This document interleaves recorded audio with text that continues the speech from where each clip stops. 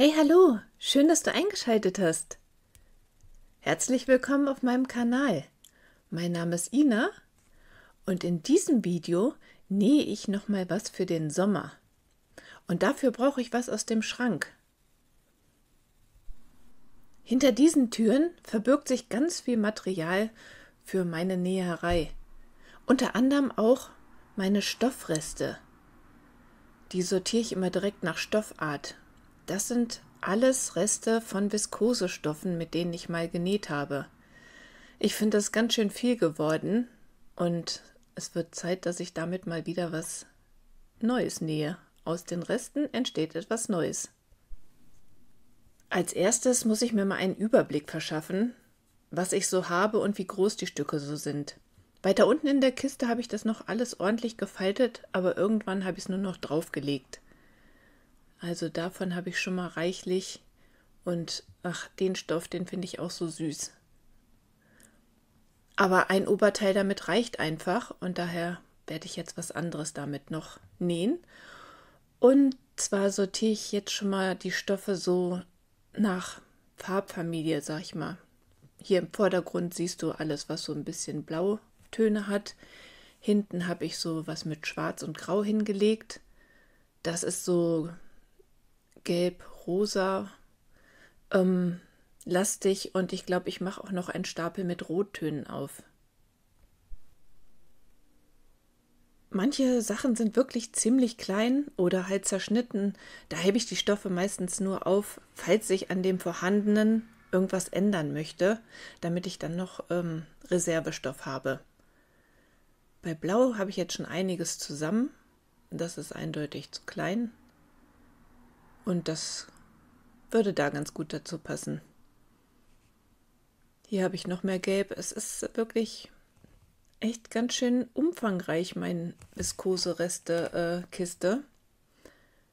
Und ich bin immer noch auf der Suche, damit ich eine richtig schöne Auswahl für jede Farbfamilie habe. So viel, wie ich da jetzt schon zusammengesucht habe, werde ich bestimmt nicht nur ein Teil nähen. Aber erstmal noch weiter gucken. Die Stoffe dürfen für das, was ich gleich nähen möchte, nicht zu klein sein. Ja, ich glaube, so langsam habe ich alles.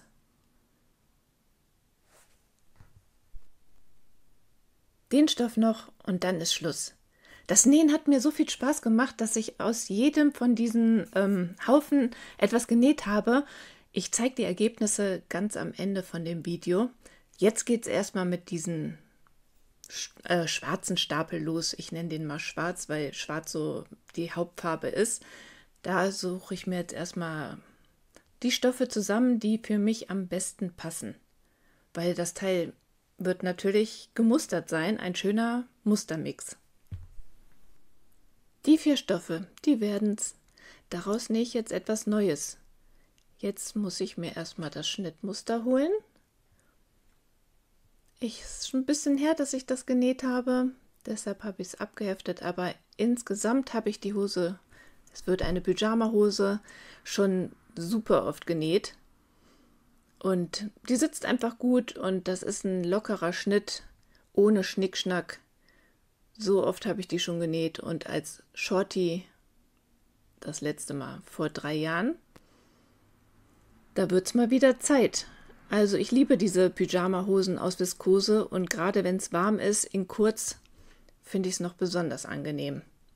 Ich mag zwar Taschen in Kleidungsstücken, aber bei Pyjama-Hosen brauche ich sie wirklich nicht, deshalb klebe ich das Schnittteil mal kurzfristig an, weil ich das Ganze halt ohne Taschen zuschneiden werde.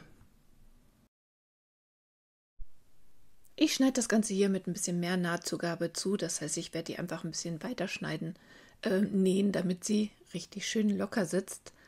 Und der Shorty erschien mir jetzt wirklich doch sehr kurz, deshalb habe ich hier noch ein paar Zentimeter am Bein dazu gegeben. Wichtig ist natürlich, wenn man die Hosenbeine einzeln zuschneidet, dass man aufpasst, dass man nicht 2 gleiche Seiten zuschneidet. Ich mache das immer so, dass ich als erstes das Schnittteil so auflege, dass ich die Schrift sehen kann und dann als zweites halt das umdrehe. Genauso habe ich das bei den Hinterteilen gemacht. Das sind jetzt alle Schnittteile mal so zusammengelegt und ich muss sagen, es gefällt mir schon ziemlich gut. Auf jeden Fall kann ich jetzt anfangen, die Hose zusammenzustecken.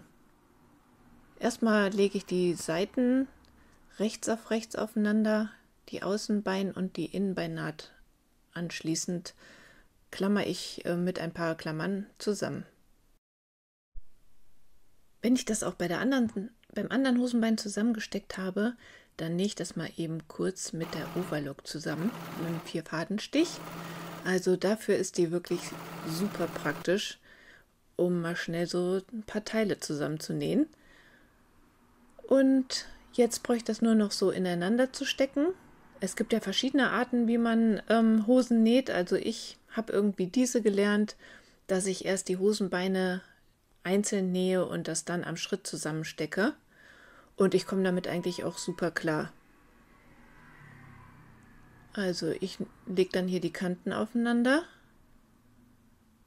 und nähe das dann ebenfalls, also die Schrittnaht, genauso mit der Overlock. Und dann ist das auch direkt mit versäubert.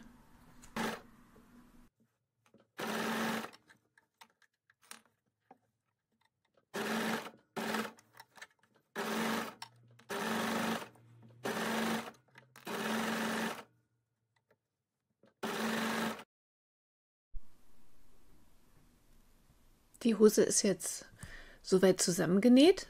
Jetzt fehlt noch oben ein Bund. Dafür kann ich dann halt auch wieder etwas andere Stoffstücke benutzen, nämlich halt die, die nicht so hoch sind, aber dafür lang. Und da habe ich hier den schönen noch gefunden. Den wollte ich sowieso gerne verwenden. Gut, jetzt als Streifen sieht man wahrscheinlich nicht so viel von den Kranichen, aber von den Farben her finde ich, passt da ziemlich gut dazu. Und der liegt da auf der einen Seite im Bruch und auf der anderen Seite gebe ich ein bisschen Nahtzugabe dazu. Und bevor ich den jetzt zusammennähe, habe ich den schon mal links auf links gebügelt, damit ich weiß, wo der Knick ist. Und jetzt werde ich dann die kurzen Seiten aufeinander legen und die äußere Seite nähe ich komplett zusammen und an der Seite vom Bund, die nachher innen liegt, da markiere ich mir eine Öffnung, wo ich nachher das Gummiband einziehen werde. Der Bund ist so zusammengefaltet, ca. 6 cm breit und so 3 cm lasse ich offen. Das habe ich jetzt schon zusammengenäht und jetzt nähe ich das an die Hose oben dran. Also durch diese Öffnung da in der Naht hat das den Vorteil, dass ich den Bund halt komplett an die Hose nähen kann und nachher nur die Öffnung in dem Bund habe, durch die ich dann den Gummizug einziehe. Den Saum habe ich einfach 2 mal 1 cm links auf links gebügelt und schon mal festgesteppt. Und hier ist jetzt die Öffnung und dort ziehe ich das Gummiband ein.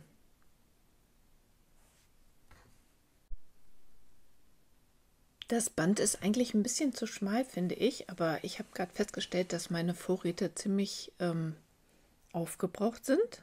Also ich hatte auf jeden Fall nicht mehr genug Länge, um ein 4 cm breites Gummiband für die Hose zuzuschneiden.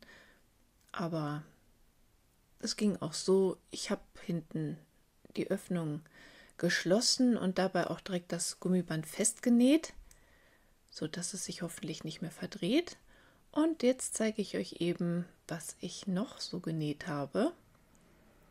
Also das ist ja die fertige Hose, die einzige bisher mit Gummiband, weil ich keins mehr hatte. Ich glaube, ich muss morgen unbedingt mal los und welches kaufen. Ja, wie gesagt, es hat einfach so einen Spaß gemacht, die Stoffe zu kombinieren, dass ich mir jetzt direkt 4 Shorties genäht habe. Ich glaube, damit komme ich gut über den restlichen Sommer und fürs nächste Jahr reicht es auch noch.